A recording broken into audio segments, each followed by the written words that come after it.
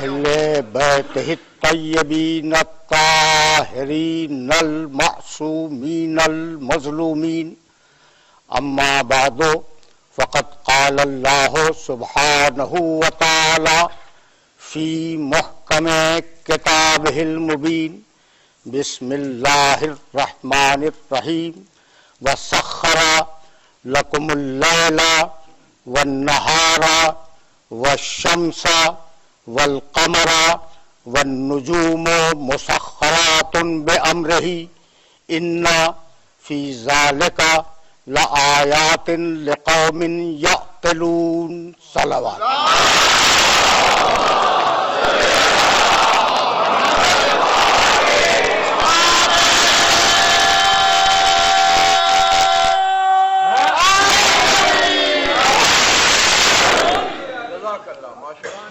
عزیزان محترم، سن 1435 ہجری کی اس متبرک شام غیبہ کے لیے سرنامہ کلام میں سورہ نحل کی ایک آیت کی تلاوت کا شرف حاصل کیا گیا. سورہ نحل قرآن مجید کا 16واں سورہ ہے اور وہ آیت جس کی تلاوت کا شرف حاصل کیا گیا وہ اس سورے کی 12ویں آیت ہے. ارشاد فرمایا وَسَخَّرَ لَكُمُ اللَّيْلَ وَالنَّهَارَ، اور اللہ نے مسخر کیا تمہارے لیے دن کو اور رات کو. سخر لکم اللیل والنہار، شب و روز کو اللہ نے تمہارے لیے مسخر کیا. والشمس والقمر، اور اللہ نے سورج کو اور چاند کو تمہارے لیے مسخر کیا. والنجوم مسخرات بامرہ، اور ستارے اس کے امر پر مسخر ہیں. ان فی ذالک لآیات لقوم یعقلون، یقیناً ہم نے ان چیزوں میں اپنی نشانیاں رکھی ہیں ان لوگوں کے لیے جو عقل سے کام لیتے ہیں.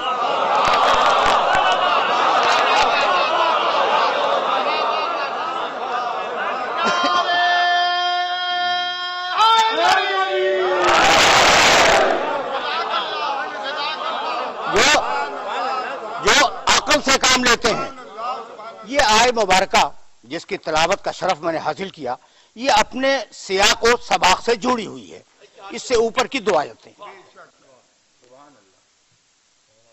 توجہ رکھنا. هو الذی انزل من السماء ماء لکم، اللہ وہ ہے جس نے تمہارے لیے آسمان سے پانی کو برسایا.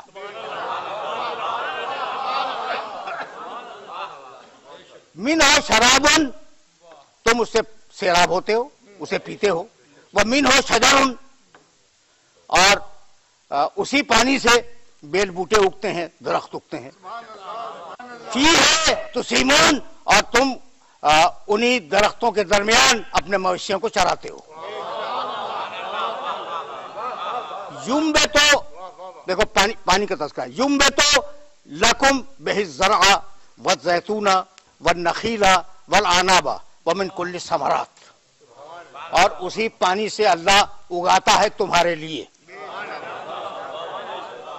اس نے پانی برسایا تمہارے لیے، بیل بوٹے اگائے تمہارے لیے. یمبت لکم بہ الزرع، کھیت تمہارے لیے اگاتا ہے، زیتون تمہارے لیے اگاتا ہے، خرمے کے درخت تمہارے لیے اگاتا ہے، انگور تمہارے لیے اگاتا ہے. ومن کل ثمرات، اور جتنے بھی پھل پھول ہیں دنیا کے وہ سارے تمہارے لیے اسی پانی سے اگاتا ہے. ان فی ذالک لآیۃ لقوم یتفکرون، اس میں اس نے نشانی رکھی ہے ان لوگوں کے لیے جو فکر سے کام لیتے ہیں. اب 2 آیتیں ہو گئی، اس کے فوراً بعد آئی ہے وَسَخَّرَ لَكُمُ اللَّيْلَ وَالنَّهَارَ وَالشَّمْسَ وَالْقَمَرَ، اللہ نے تمہارے لیے مسخر کیا رات کو، دن کو، سورج کو، چاند کو. اور اس کے فوراً بعد کہا اس آیت کے بعد وَمَا زَرَعَ لَكُمْ فِي الْأَرْضِ مُخْتَلِفًا أَلْوَانُهُ، اور اللہ نے اس زمین سے جو تمہارے لیے بیل بوٹے اگائے ہیں ان کے رنگ مختلف ہیں. ان فی ذالک لآیۃ لقوم یذکرون، ہم نے اس میں نشانی رکھی ہے اس قوم کے لیے جو نصیحت کو قبول کرتی ہے. کیا نشانی رکھ دی؟ مختلف رنگوں کے بیل بوٹے نکل رہے ہیں, مختلف رنگوں کے پھل پھول دنیا میں آ رہے ہیں. پانی کہیں گے, مٹی کہیں گے, موسم یہ مختلف چیزیں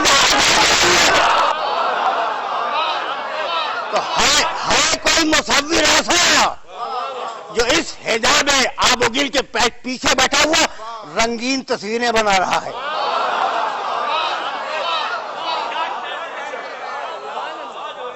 تو ان آیات میں یہ ایک گروپ ہے آیتوں کا. میں نے بہت مختصر کی آیتیں منتخب کر کے آپ کی خدمت میں ہدیہ کر دی, ورنہ ایک پورا گروپ ہے.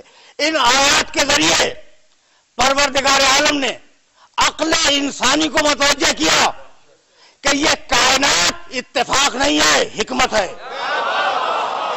یہ فسانے آب و گل اتفاق نہیں ہے, حکمت ہے. یہ کائنات ایک سوچا سمجھا منصوبہ ہے, حادثہ نہیں ہے. یہ ایک سوچا سمجھا منصوبہ ہے, یہ اتفاق نہیں ہے. یہ کوئی حادثاتی عمل نہیں ہے, منصوبے کے ساتھ آئی ہے یہ کائنات. اور اب ایک لفظ کی طرف توجہ کرو. یہ جو 3-4 آیتیں میں نے ہدیہ کی, ان میں بار بار ریپیٹ ہو رہا ہے لکم. صاحبان فکر بیٹھے ہوئے, لکم یعنی تمہارے لیے, لکم یعنی تمہارے لیے. ینبتو لکم, اللہ پھل پھول پیدا کرتا ہے, بیل بوٹے اگاتا ہے, لکم تمہارے لیے. انزل من السماء ماء لکم, اللہ نے پانی برسایا تمہارے لیے. سخر لکم اللیل والنہار, اللہ نے دن کو مسخر کیا تمہارے لیے, رات کو مسخر کیا تمہارے لیے. چاند کو روشنی دی تمہارے لیے, سورج کو چمکایا تمہارے لیے.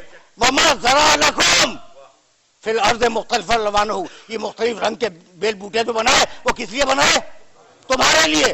تو سورج چمکے تمہارے لیے, بتوجہ رہے.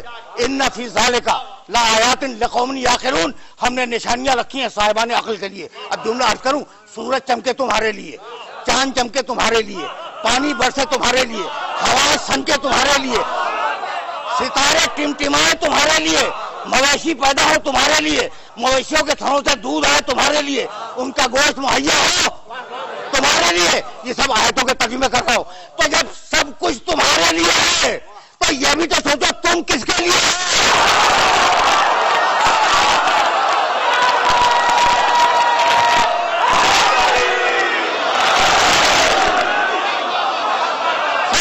ساری کائنات تمہارے لیے ہے تو تم بھی کسی کے لیے ہو.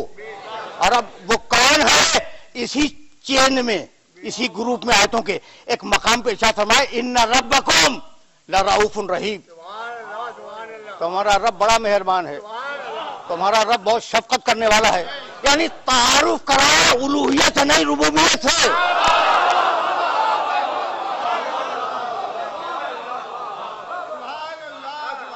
مصلحتیں ہیں قرآن کی کہ کس لفظ کو کہاں استعمال کرے. قرآن کی مصلحت ہے کہ کس لفظ کو کہاں استعمال کرے اور کتنی مرتبہ استعمال کرے. یہاں جو ذکر کیا وہ الوہیت کے حوالے سے نہیں, ربوبیت کے حوالے سے. ٹھیک, اچھا بھائی, تو اب اس مقام پہ رک جاؤ. والانعام خلقھا لکم, چوپائے بنائے تمہارے لیے, سورج چمکایا تمہارے لیے, چاند بنایا تمہارے لیے. یعنی ایک رب ہے جو کائنات کی پرورش کر رہا ہے اور تم اس کی ربوبیت کے دائرے سے باہر نہیں ہو. یہاں تک آ گئے نا. رکنا. اب کوئی کہہ سکتا ہے کہ ٹھیک ہے اس نے ہمیں خلق کر دیا, اب تو ہم خلق ہو گئے نا, تو ہمارا اس رشتہ کیا ہے؟ تو تمہارا رشتہ اس سے اب اس وقت خلاقیت کا نہیں ہے, ربوبیت کا ہے. اس وقت جو تمہارا رشتہ ہے نا وہ خلاقیت ہو گئی, تخلیق, خلق ہو گئے, لیکن ربوبیت تو ہے. یہ کس کی زمین پہ چل رہے ہو؟ یہ کس کے آسمان کے نیچے سانس لے رہے ہو؟ اور یہ کون سی ہوائیں ہیں کس کی؟ یہ تمہارے تنفس میں جا رہی ہیں, تمہارے نفس سے باہر آ رہی ہیں. بھائی سانس آمد و رفت کا نام ہے، فقط اندر جانے کا نام نہیں ہے ہوا کی.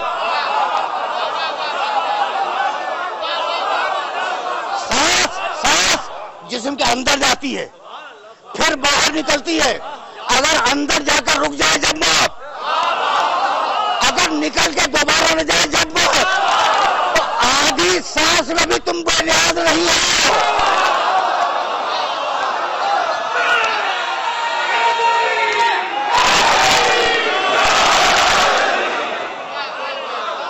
اپنی آدھی سانس میں بھی تم اللہ سے بے نیاز نہیں ہو.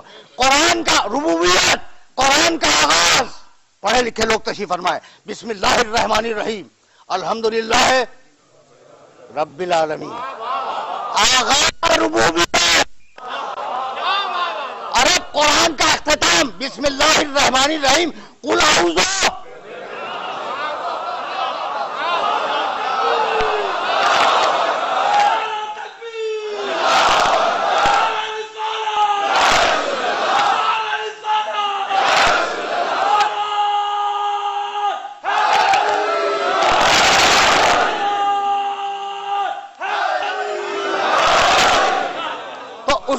اس کی ربوبیت، اس خالق کائنات کی ربوبیت پوری کائنات کو اپنے دائرے میں لیے ہوئے ہے. بھئی یہی تو سمجھا رہا تھا، ان فی ذالک لآیات لقوم یعقلون. ہم نے ان میں نشانیاں رکھی ہیں، نشانیاں رکھی ہیں ان لوگوں کے لیے جو صاحبان عقل ہیں.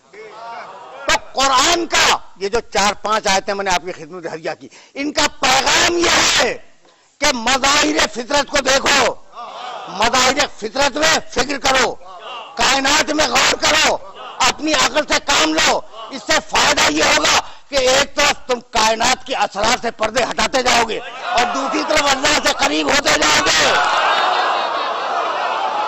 بہت آیات ہیں جن میں پروردگار نے حکم دیا ہے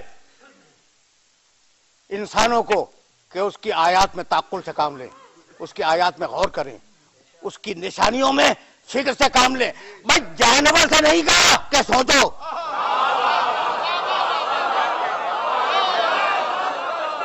اب یہیں سے فکر آگے بڑھ جائے گی. کسی جانور سے نہیں کہا، کسی جانور سے نہیں کہا کہ سوچو کائنات کی نشانیوں میں. انسان سے کہا بھائی کوئی چیز تو ہے نا انسان میں جانور سے الگ. تو اب حیوان میں اور انسان میں فرق کیا ہے؟ حیوان اپنے جسم کی خواہش کو پورا کرتا ہے، تو حیوانیت نام ہے خواہشات جسم کی تکمیل کا، اور انسان اپنے کمالات کو تکمیل دیتا ہے، اپنے کمالات کو پروان چڑھاتا ہے، اپنے کمالات کو ارتقا دیتا ہے. جہاں ارتقا ہوگا وہاں عقل ہوگی، جہاں جمود ہوگا وہاں بے عقلی ہوگی.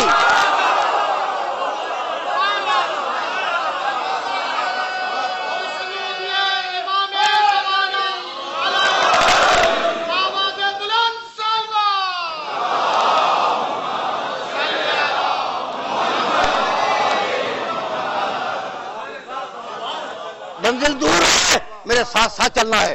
اچھا بھائی، تو اب عقل آئی اور تعقل آیا، عقل آئی تفکر آیا، عقل آئی کلیات بنانے کا سلیقہ آیا، مستقبل بینی کا سلیقہ آیا. جانور اپنی غذا کو غیر ضروری طور پر روک کے نہیں رکھتا، ذخیرہ اندوزی نہیں کرتا. اب انسان کو سوچنا ہوگا کہ کتنا رکھے کتنا بانٹے، چونکہ عقل آ گئی، چونکہ انسان کے پاس عقل آ گئی. نہیں، جانور کو غصہ آیا دوسرے جانور کو پھاڑ دیا، تو ایسا ہوتا ہے نا. غصہ ایک ضروری عمل ہے، توجہ رہے. آج تک تم نے یہی سنا ہوگا کہ غصہ بہت بری شے ہے. غصہ ایک ضروری عمل ہے، لیکن اب اس میں انسانیت کے معیار کو دیکھنا. اگر غصہ نہ ہو تو انسان بے غیرت ہو جائے، اگر انسان میں غصہ نہ ہو تو انسان بے غیرت ہو جائے، اور اگر غصہ ضرورت سے زیادہ ہو جائے تو دہشت گرد ہو جائے.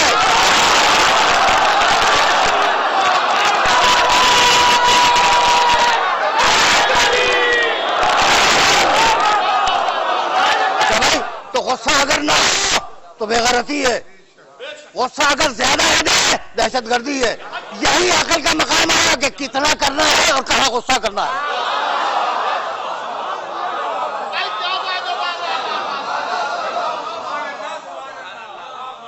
تو عقل کے لیے ایک معیار دیا اور عقل کے ذریعے تمیز سکھلائی نیکوبت کی.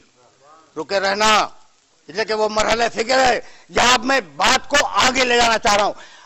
عقل نیکوبت کی تمیز سکھلائے، عقل بتلائے کہ خبیث کیا ہے طیب کیا ہے، عقل بتلائے کہ خیر کیا ہے شر کیا ہے. یہ بات واضح ہو رہی ہے نا؟ اچھا بھائی، اب ہم یہاں تک تو آ گئے. اب کس کی عقل؟ بہت توجہ رہے، تم بھی عقل مند ہو، میں بھی عقل مند ہوں. ساری دنیا میں اس وقت جتنی تہذیبیں پائی جاتی ہیں، ہر تہذیب کا دعویٰ ہے کہ وہ عقل مند ہے. اچھا بھائی، جب تہذیب کا دعویٰ، ہر تہذیب کا دعویٰ ہے کہ وہ عقل مند ہے، تو جب ہر تہذیب عقل مند ہے تو تہذیبوں میں ٹکراؤ کیوں ہو رہا ہے؟ سب کا دعویٰ ہے، ہر ایک کا دعویٰ ہے کہ ہم عقل مند ہیں. اور آج تم سن رہے ہو کہ مکالمے کی ضرورت ہے.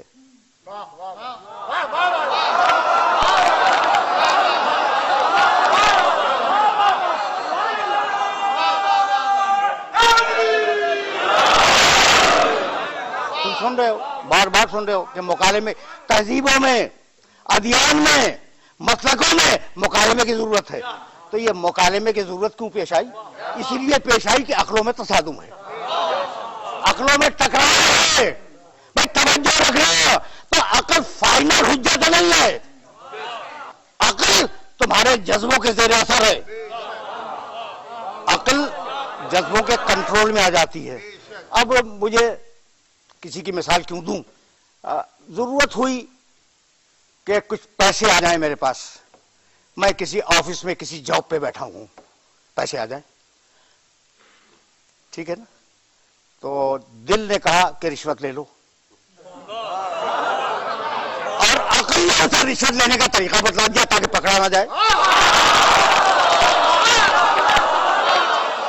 عقل نے اسے رشوت لینے کا سلیقہ بتلا دیا کہ ایسے سلیقے سے رشوت لو کہ پکڑے نہ جاؤ. تو خارج عقل کا ٹیم ورک ہو گیا. اب اسے کون کنٹرول کرے؟ اسے کنٹرول کرنے کے لیے ایک بلند تر توانائی کی ضرورت ہے، اور اس توانائی کا نام ہے قرآن مجید.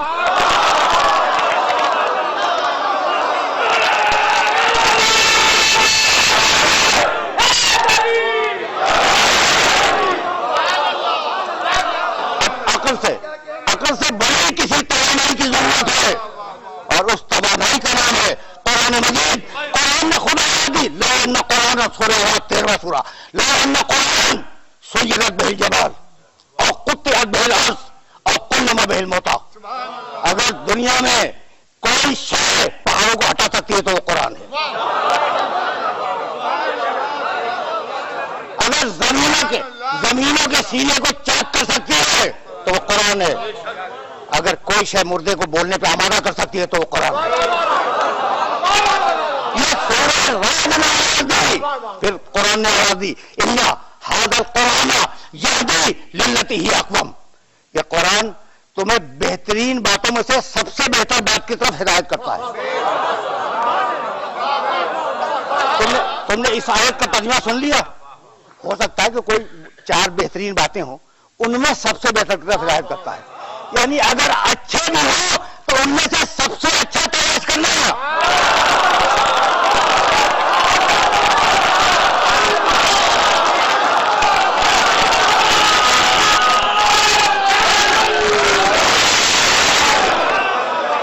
اور پھر واقعہ موادی انہو لقرآن کریم فی کتاب مکنون لا یمسہ الا المطہرون. یہ باعزت قرآن ہے، چھپی ہوئی کتاب کے اندر ہے. انہو لقرآن کریم فی کتاب مکنون، ایک چھپی ہوئی کتاب میں ہم نے اس باعزت قرآن کو رکھ دیا ہے. لا یمسہ الا المطہرون، اس کے معنی تک وہی پہنچیں گے جو صاحبان تطہیر ہیں. اب تلاش کرتے ہیں صاحبان تطہیر کو.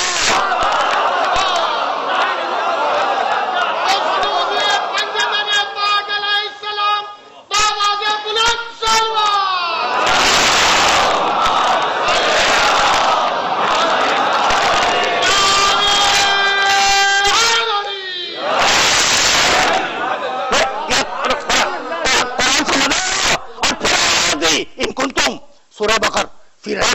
مما نزلنا علی عبدنا فاتوا بسورۃ من مثلہ.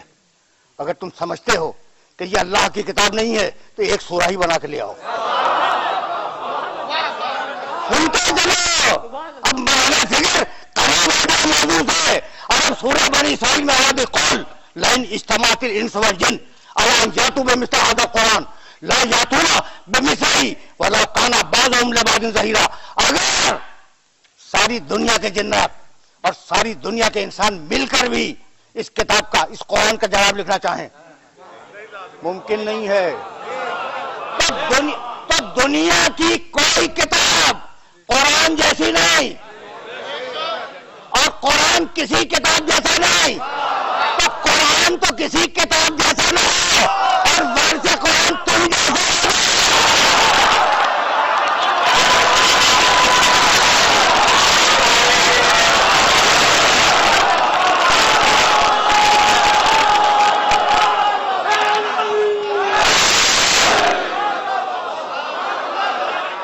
قرآن تو سمجھ میں آ گیا نا.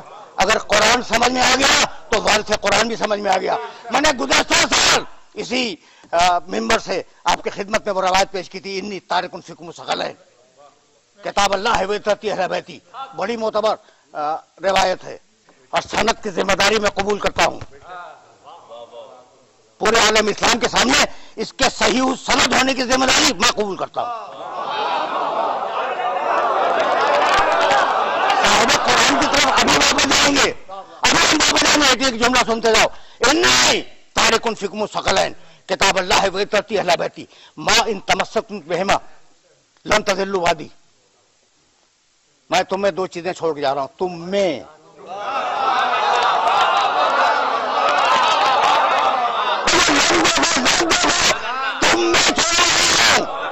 قرآن کو اور اطاعت کو.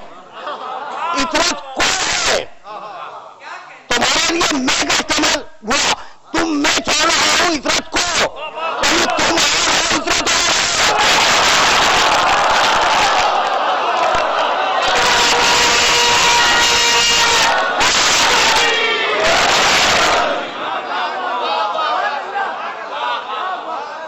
اب یہ میرے عزیزوں میرے دوستوں اب یہ میری مجبوریاں ہیں. جانتے ہو آگے روایت کا جز کیا ہے؟ انہما لن یفترقا حتی یرد علی الحوض.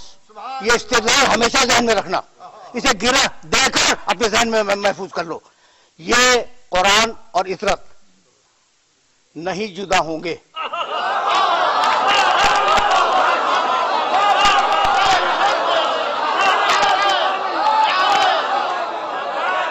نہیں جدا ہوں گے قیامت تک. قیامت تک قرآن اطرت کے ساتھ اطرت قرآن کے ساتھ.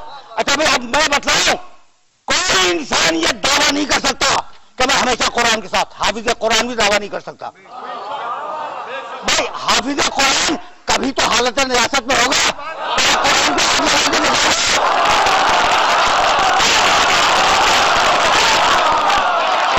یہ کون ہے طہارت والے؟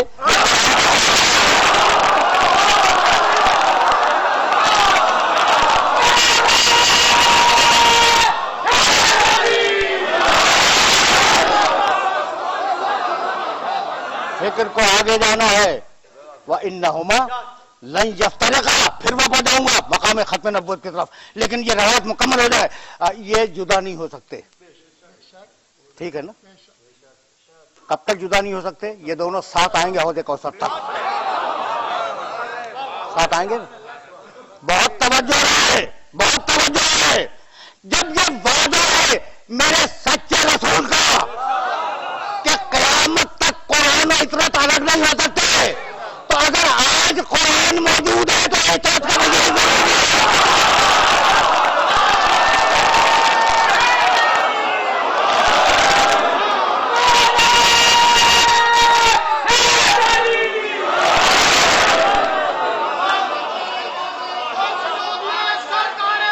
امام زمانہ علیہ السلام بابا بلند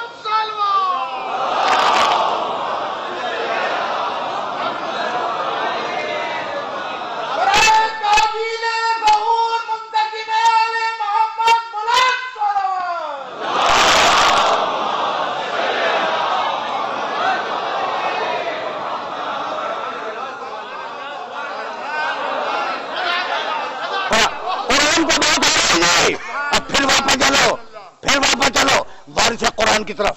میرا نبی قرآن کا وارث اول محمد رسول اللہ. عجیب مرحلہ فکر ہے. دو آیتیں سنو, آیات میرے پاس بہت ہیں, صرف دو.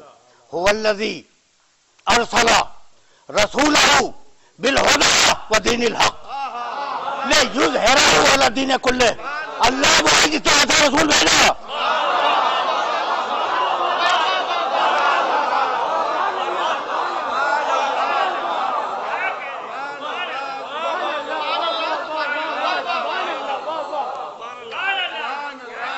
دیکھو بھائی, قرآن کا اسلوب ہے اور اس اسلوب پر تمہیں روکوں گا. هو الذی ارسل رسولہ بالہدی ودین الحق لیظہرہ علی الدین کلہ. اللہ وہ ہے جس نے ایسا رسول بھیجا. تعارف کس کا ہے؟ ایسا رسول بھیجا, اس کے ذریعے اس کا تعارف ہے. اسلوب قرآن کو سمجھنے کی کوشش کرنا, اسلوب قرآن کو. پھر دوہرا رہا ہوں, ارسل رسولہ بالہدی ودین الحق لیظہرہ علی الدین کلہ. اللہ وہ ہے جس نے ایسا رسول بھیجا, اس کے ذریعے تعارف اللہ کا. تو تعارف محمد کا نہیں ہے, محمد کے ذریعے اللہ کا تعارف ہے. تو اللہ اپنے تعارف میں اپنے محمد کو وسیلہ بنائے.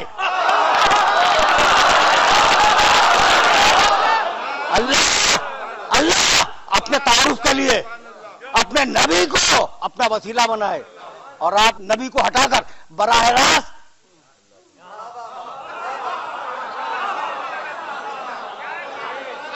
یا اللہ مدد فرماتے رہے. بات واضح ہو رہی ہے؟ نہیں بھائی رکو, اب تو آیا ہے میرے نبی کا تذکرہ.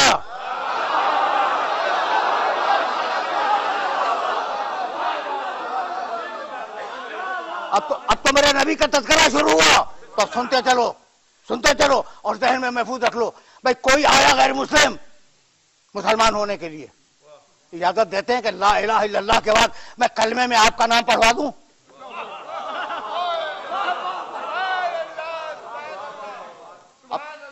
اجازت دیجئے, سارا مجمع میری جان کو آ جائے گا کہ آپ کا. اچھا بھائی کس کا نام پڑھواؤں؟ لا الہ الا اللہ کے بعد کس کا نام پڑھواؤں؟ محمد رسول اللہ. آپ کا نام نہیں لے سکتا میں. اچھا بھائی آپ کا نام لے لوں حرج کیا ہے؟ کہا حرام ہے. اچھا بھائی کس کا نام لوں؟ کہا واجب ہے محمد کا نام لو. امت کا نام لوں تو حرام, رسول کا نام لوں تو واجب. جب امت میں اور رسول میں حرام اور واجب کی نسبت ہو تو ہم جیسا کیسے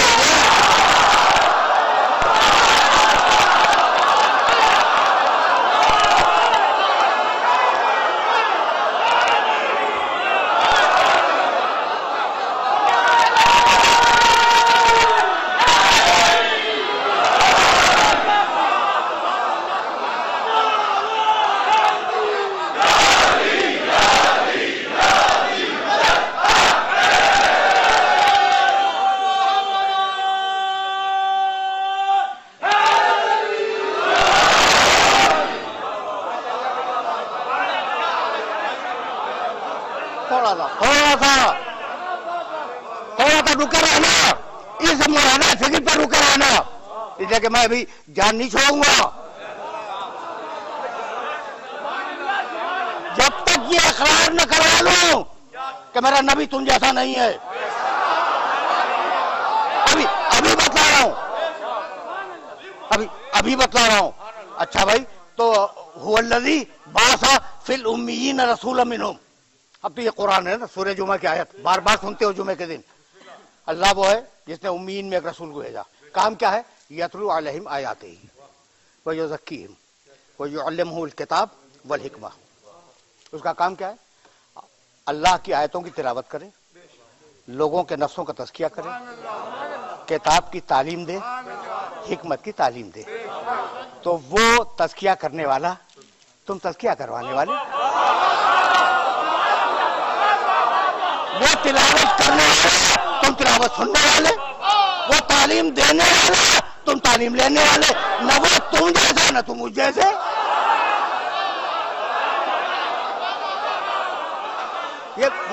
یہ مرحلہ فکر ہے, ٹھیک ہے نا. اچھا بھائی اب ایک بات اگر برداشت کر سکو تو میں کہہ دوں, پورا دین یہی ہے. کہاں تک بھاگو گے میرے نبی سے؟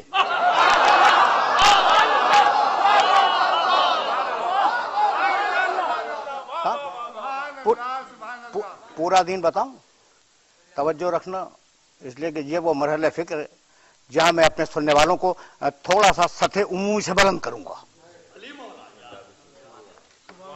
محمد وآل محمد سلام.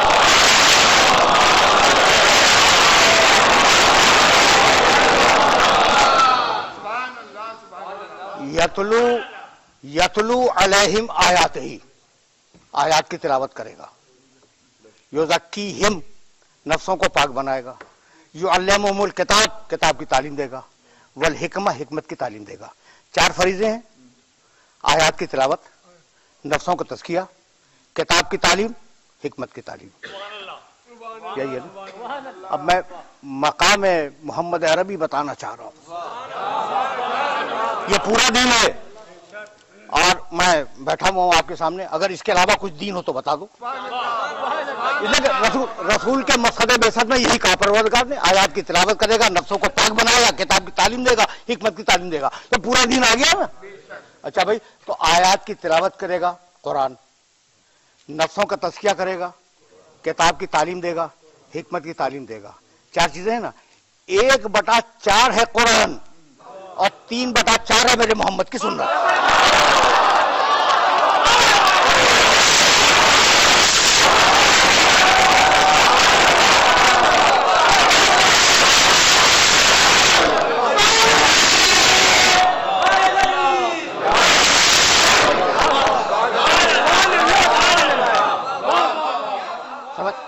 سمجھ میں بات آ رہی ہے؟ اگر بات آ رہی ہے اور محمد رسول اللہ سمجھ میں آ گئے تو جملہ سنو اور اس جملے کو اپنے ذہن میں محفوظ رکھ لو. نوح علیہ السلام، میں کیا بتلاؤں کہ میرا نبی کون ہے. نوح علیہ السلام 900 سال سے زیادہ ان کی حیات نبوت ہے. قرآن نے کوٹ کیا ہے 950 سال. کتنے مسلمان بنائے؟ اتنے بنے کہ ایک کشتی میں آ گئے.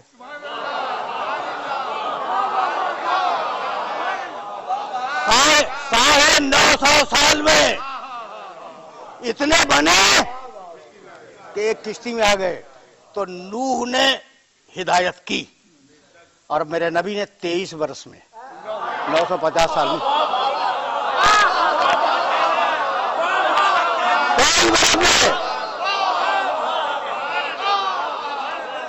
پورے خطے کو مسلمان کر دیا. وہ ہدایت تھی جو نوح نے کی. یہ ہدایت کا معجزہ ہے جو میرے نبی نے دکھایا. مرحلے ہیں فکر کے اور ان مراحل میں اپنے سننے والوں کو روکنا چاہ رہا ہوں میں. میرا نبی ہدایت کا معجزہ ہے. اور اب جب کہا کہ تمہارے بت اندھے ہیں، لولے ہیں، گونگے ہیں، بہرے ہیں، اٹھا کے پھینک دو، ٹوٹ جائیں گے. میرا خدا اپنے خدا کی تعریف کی نا میرے نبی نے. بتوں کو برا کہا تو کوئی تو غیرت دار کافر نکلتا.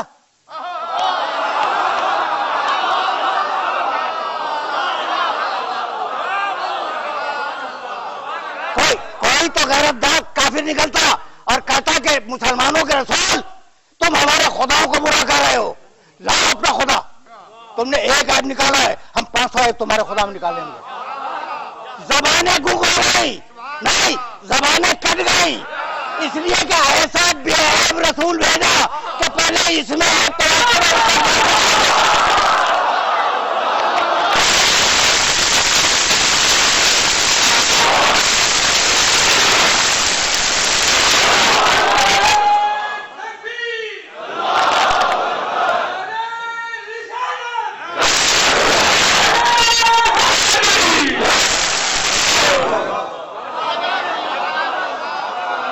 میرے عزیزوں، میرے دوستوں، گفتگو اس مرحلے فکر پہ آ گئی کہ اگر ہدایت کا معجزہ ہے تو کردار میں طہارت کا معجزہ ہے. اور جاتے وقت حیات انسانی کے لیے ایسا مکمل قانون دے گیا جسے شریعت کہتے ہیں کہ وہ آج تک چیلنج نہیں ہوا. علم کا بھی معجزہ ہے. بہت توجہ بہت توجہ رہے. یہ ایسا کیوں ہے؟ یا ایھا النبی، سورہ احزاب 33 سورہ قرآن مجید کا. یا ایھا النبی انا ارسلناک شاہدا ومبشرا ونذیرا وداعیا الی اللہ باذنہ وسراجا منیرا. اب ایک لفظ کو سے اپنے سننے والوں کو آشنا کروانا چاہ رہا ہوں میں. داعیا الی اللہ باذنہ، اپنا پورا اذن تجھے دیا.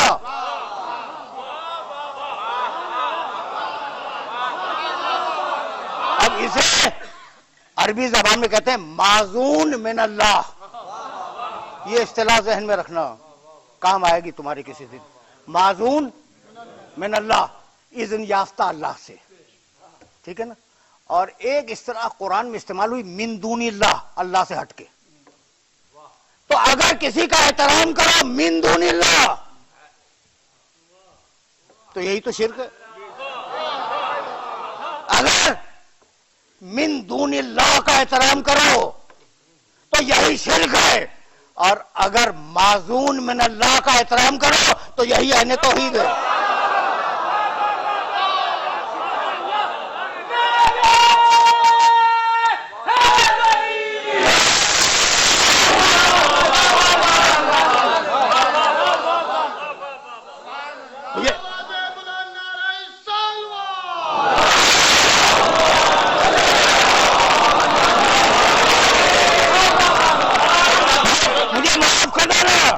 رکھیو غالب، مجھے اس تلخ نوائی سے معاف.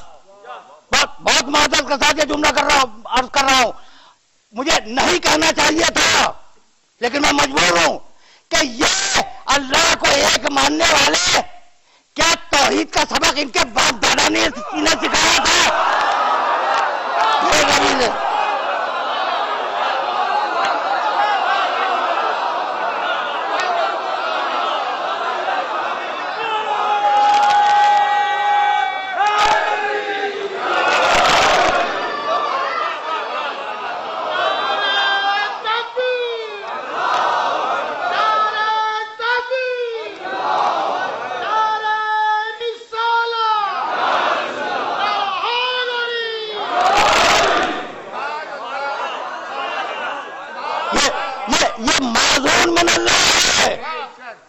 نبیوں سے کہا اس پہ ایمان لاؤ، آیتیں تو وہی ہیں، لیکن اب آگے بڑھنا چاہ رہا ہوں میں. وَإِذْ أَخَذَ اللَّهُ مِيثَاقَ النَّبِيِّينَ لَمَا آتَيْتُكُم مِّن كِتَابٍ وَحِكْمَةٍ ثُمَّ جَاءَكُمْ رَسُولٌ مُصَدِّقٌ لِّمَا مَعَكُمْ لَتُؤْمِنُنَّ بِهِ وَلَتَنصُرُنَّهُ قَالَ أَقْرَرْتُمْ عَلَىٰ ذَٰلِكُمْ.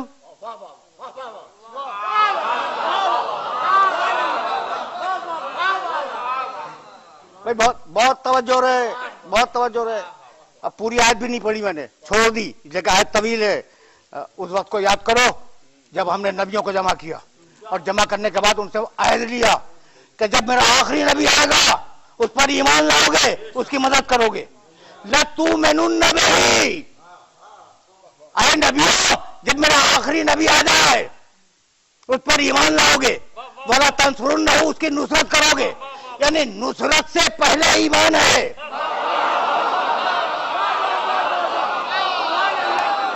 نصرت سے پہلے ایمان ہے. ایمان لاؤ پھر مدد کرو، یعنی ایمان پہلے نصرت بعد میں. تو ابو طالب کی نصرت سمجھ میں آئی ہے.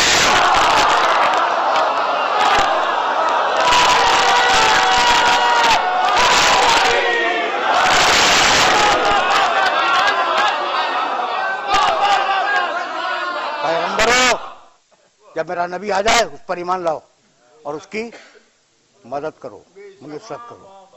پروردگار اپنے حبیب کی مدد غیر اللہ سے کروا رہا ہے.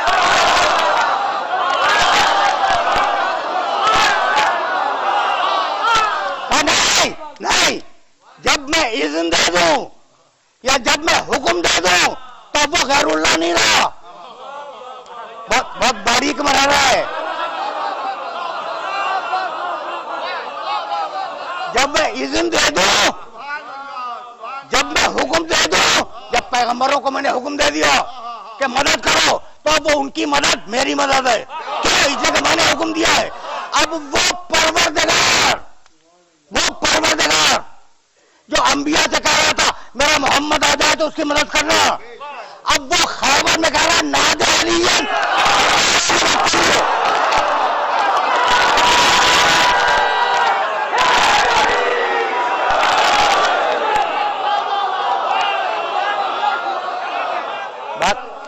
بات واضح ہوئی. دہلی کے ایک بہت بڑے محدث نے فارسی زبان میں پیغمبر اکرم کے حالات زندگی لکھتے ہوئے یہ جملہ لکھا. ان بزرگ کا تعلق میرے مسلک سے نہیں ہے. یہ جملہ لکھا میں نے اپنی آنکھوں سے دیکھا کہ جب گھمسان کا رن تھا تو ایک مرتبہ رسول نے علی کو پکارا, کہا یا علی وقت مدد کون,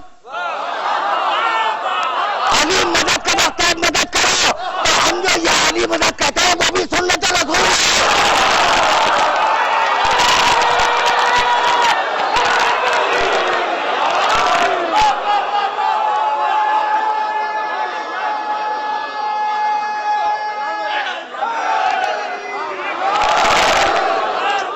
بس میرے عزیزوں میرے دوستوں, تقریر آخری مرحلوں سے قریب ہونے والی ہے. یہ ہے وہ نبی جو معزون من اللہ ہے, اللہ سے اذن لے کے آیا ہے. جبھی تو سورہ حشر میں کہا وما آتاکم الرسول فخذوہ وما نہاکم عنہ, 59واں سورہ قرآن مجید کا. رسول جو دے دے, بہت مشہور جملہ ہے. اچھا میں اپنے لفظوں میں بیان کروں, جو رسول سے ملے وہ لے لو, جو رسول سے ملے وہ لے لو. نماز ملی رسول سے, روزہ ملا رسول سے, حج ملا رسول سے, احکام زکات ملے رسول سے, پوری شریعت ملی رسول سے. تو جو رسول سے ملے اسے لینا ہے. اب کیا کوئی انکار کرے گا کہ میں نے نبی کا علی مجھ سے,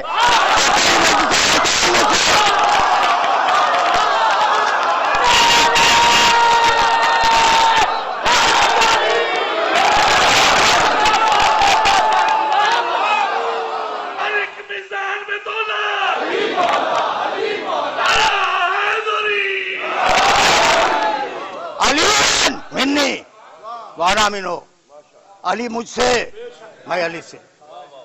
فاطمہ تو منی وانا منہا, بہار الانوار کی روایت, فاطمہ مجھ سے میں فاطمہ سے.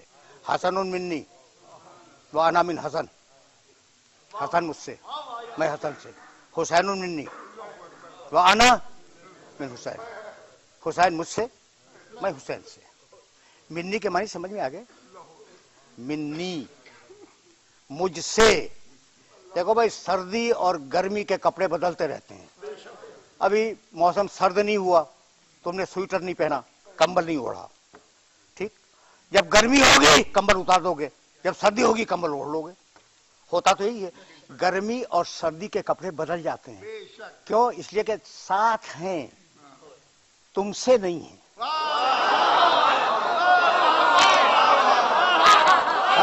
کپڑے جسم کے ساتھی ہیں لیکن تم سے نہیں ہے. نفس نہیں بدلے گا, اس لیے کہ نفس منی. خوشنود سید الشہداء حضرت امام حسین علیہ السلام و شہداء کربلا بآواز بلند سالوان.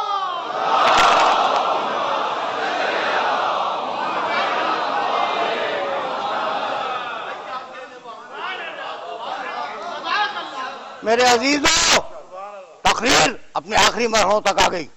حسین کا نام آ گیا, حسین منی وانا من حسین. حسین مجھ سے میں حسین سے. اس نواسے کو پہچانتے ہو نا؟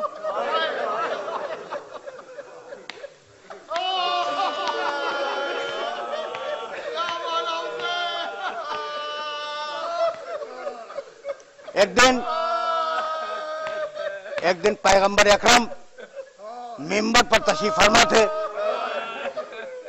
صحابہ کرام کا مجمع تھا, بھرا ہوا مجمع تھا. پیغمبر خطبہ دے رہے تھے. اتنے میں یہ نواسہ داخل ہوا مسجد میں. ہجوم کے سبب لڑکھڑا کے گر گیا.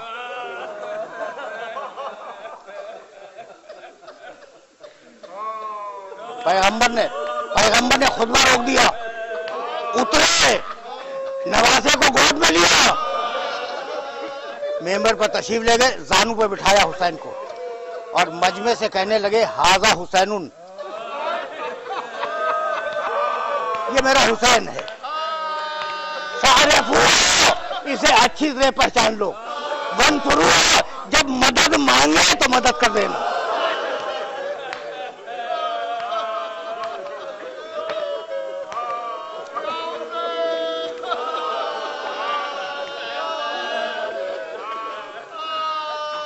अजरुकुम अल्लाह, तुम्हारी सदाएं बुलंद हो गई।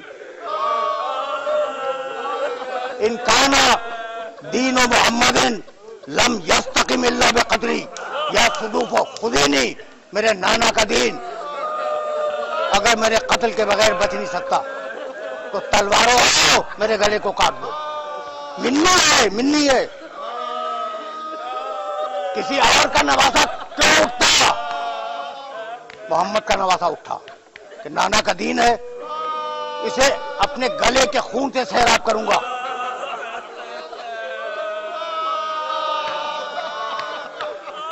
अजरुकुम अल्लाह,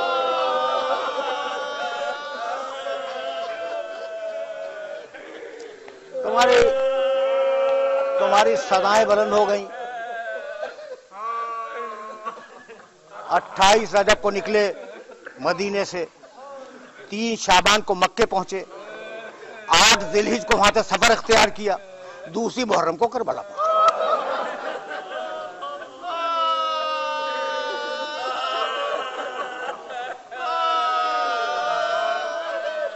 जब करबला में तशरीफ फरमा हुए तो घोड़े ने चलने से इनकार किया। बाज़ अरबाब मकातिल ने लिखा है कि 7 घोड़े बदले, कोई आगे न बढ़ा। कहा अब्बास जरा अहले करिया को बुलाओ। गांव वाले आए, पूछा तुम्हारे इस गांव का नाम क्या है? कहा युकालु लहा गाजरिया, किसी ने कहा इसका नाम गाजरिया है। किसी और से पूछा, उसने कहा फर्जंद रसूल, इसका नाम मारिया है। किसी और से पूछा क्या करिया का नाम क्या, उसने कहा फर्जंद रसूल, इसका नाम है अक्र। एक एक से पूछते जाते हैं। एक बूढ़ा बोला युकालु लहा करबला।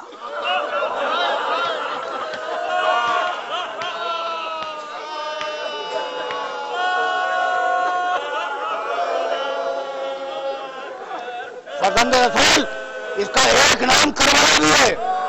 रुक गए, कहने लगे वल्लाह हा होना महत्व रहा लेना, खुदा की कसम हमारी सवारियां यहीं ठहराई जाएंगी। हा होना मनाख रुका बेना, खुदा की कसम हमारे सवार यहां उतर जाएंगे। हा होना तो सब दिमाना, यही वो जमीन है जहां हमारा खून बहाया जाएगा। हा होना तो सुबह हरीम होना, और यही वो जमीन है जहां हमारे अहले हरम असीर होंगे। भैया अब्बास खैमे लगाओ।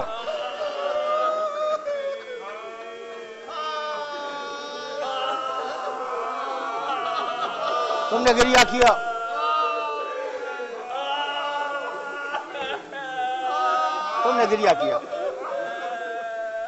खैमे लगे। 4 मुहर्रम को पेशर साद का लश्कर आया, 9 मुहर्रम को हुसैन महसूर हो गए, और आशूर की रात वो आई जिसका अंदेशा ज़ैनब को मदीने से था।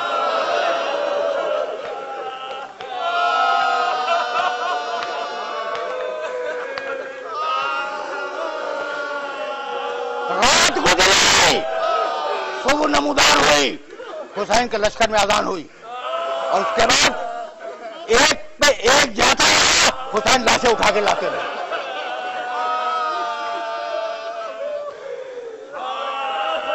चंद जुमले सुनो। हुसैन जब अपने किसी दोस्त का लाशा उठा के लाते थे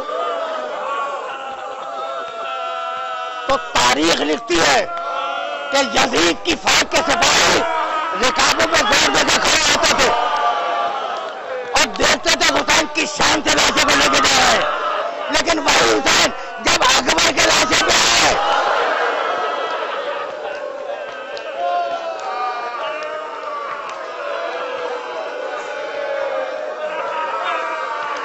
رانیوں کے بل چلتا ہوا ہے.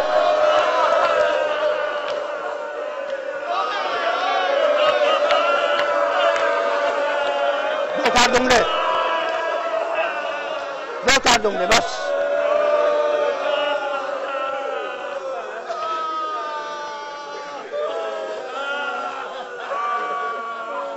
جب کوئی نہ رہا تو ایک مرتبہ خیمے میں آئے, ماں کی کنیز فضا کو بلایا, کہا فضا میرے خیمے میں جا, صندوق کھول, ایک پرانا کرتا ہے اسے نکال کے لا.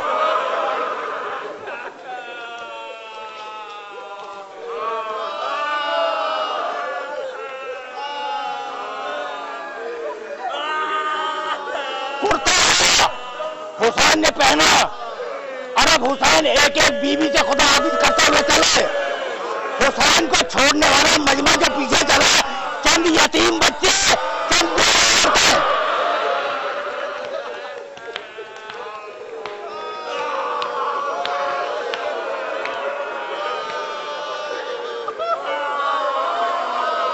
حسین خیمے سے نکلنا چاہتے تھے کہ اتنے میں شہزادی زینب نے آواز دی, بھیا رک جاؤ, اماں کی وصیت پوری کرنی ہے. وہ اپنا گلا بڑھا,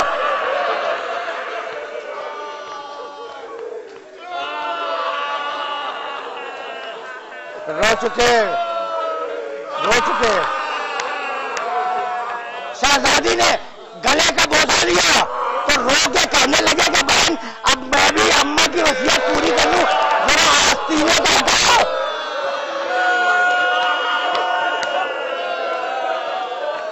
شہزادی خیمے میں گئی.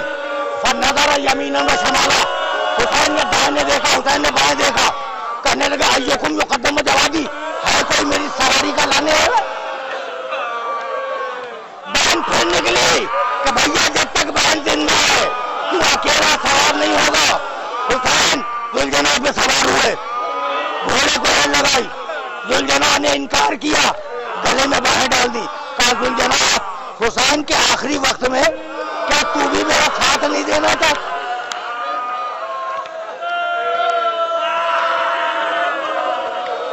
کیا تو میرا ساتھ نہیں دینا چاہتا؟ ابھی حسین ذوالجناح سے یہ کہہ رہے تھے کہ اتنے میں کسی بچی کی سسکیوں کی آواز آئی.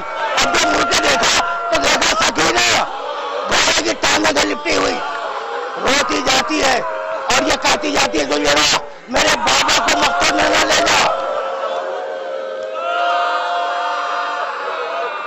اترے, بچی کو گود میں لیا, بہت دیر تک باتیں کرتے رہے. پھر جب بہت دیر باتیں کر لی تو کہنے لگے سکینہ بہن جی لالی آتی کے بلما, سکینہ اب مجھے اجازت دو, شاید میں تمہارے لیے پانی لاؤں. یہ سننا تھا کہ بچی نے شانے تھام لیے. تو بابا چچا ابا بھی یہی کہتے ہیں.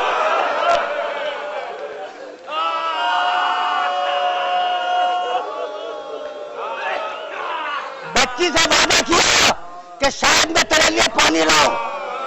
میدان میں آئے, آخری حجت تمام کی, پھر تلوار کھینچی اور یہ کہہ کے حملہ کیا, بھوکے کی جنگ دیکھو, اب پیاسے کی جنگ دیکھو, اب اس کی جنگ دیکھو جس کا جوان بھائی مارا گیا, اب اس کی جنگ دیکھو جس کا جوان بیٹا مارا گیا, اب اس کی جنگ دیکھو جس نے اپنے ہاتھ سے اپنے چشمائے کی لاش کھو دی ہے. فوجیں دور دور بھاگ گئی. ایک مطلب کانوں میں آواز آئی, بیٹے کب تک جنگ کرے گا؟ بس یہ سننا تھا کہ تلوار نیام میں رکھی, سنبھل کے گھوڑے پہ بیٹھے, بھاگی ہوئی فوج آئی, کہیں سے تیر آیا, کہیں سے تلواریں آئیں, کہیں سے نیزے آئے, کہیں سے پتھر آئے. میرا مولا زخمی ہوتا چلا, سر زخمی, رخسارے زخمی, گلا زخمی, سینہ زخمی. ایک مطلب ذوالجناح کے گلے میں باہیں ڈال دی. کہا ذوالجناح مجھے باہر اتار دے, جہاں میرا اکبر ہے.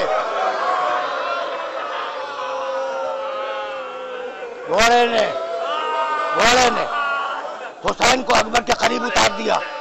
حسین نے سجدہ کیا اور سجدے کے عالم ہی میں شہزادی زینب نے خیمے میں شور سنا. ایک مرتبہ بھتیجے کو جگایا, بیٹے اٹھا، دیکھو باہر کیسا شور ہے، سجاد میں کھڑے ہوئے تھے، خیمے کا پکڑا تھا، لیکن نوبہ کو نگاہ کری، السلام علیکم یا عباد اللہ۔ کربلا کے بندے شام آ گئی،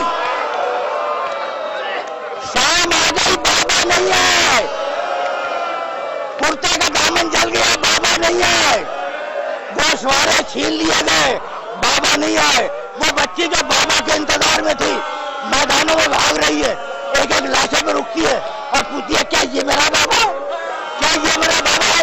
ایک مرتبہ نشاب سے آواز آئی، الیہ الیہ یا بنیہ، بیٹی میں یہاں ہوں، میرے پاس آ جا۔ آخری جملہ، بیٹی میرے پاس آ جا۔ بچی سوئی حسین کے پاس، شہزادی ڈھونڈتی ہوئی چلی، جب قریب پہنچی شہزادی زینب اور پکارتی ہوئی چلی سکینہ سکینہ، آواز دو سکینہ، ایک مطلب کٹے ہوئے گلے سے آواز آئی، بہن آہستہ بولو، سکینہ میرے پاس سو رہی ہے، ایک مطلب جھپٹ کے سکینہ کو اٹھایا، اور بیوی یہ اکیلے کہاں سو رہی ہو، چلا جلتے ہوئے خیمے میں، بچی نے روزہ کا پھوپھی اماں میرا بابا بھی تو گیا۔